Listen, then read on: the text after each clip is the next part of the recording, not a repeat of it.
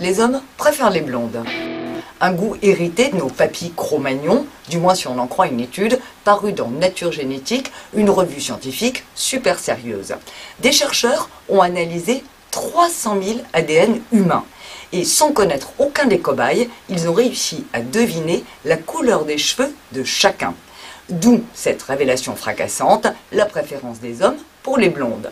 De la science tirée par les cheveux? Pas du tout.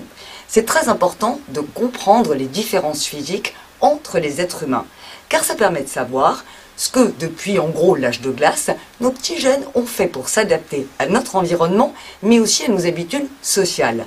Et ça, c'est capital pour notre santé. Ok, mais c'est quoi le lien entre beauté et santé? Eh bien, c'est la pigmentation.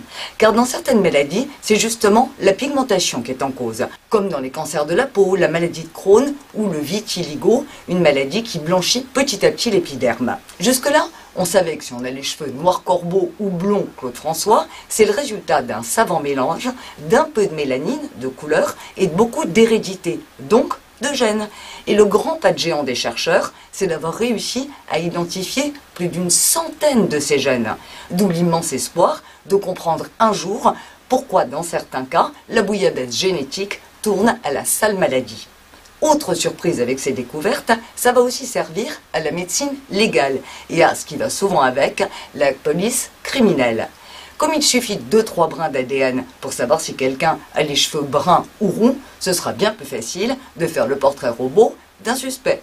Cela dit, toutes ces prouesses scientifiques n'ont toujours pas résolu un grand mystère. Ce que dit la sagesse populaire. Les hommes préfèrent les blondes, mais ils épousent les brunes.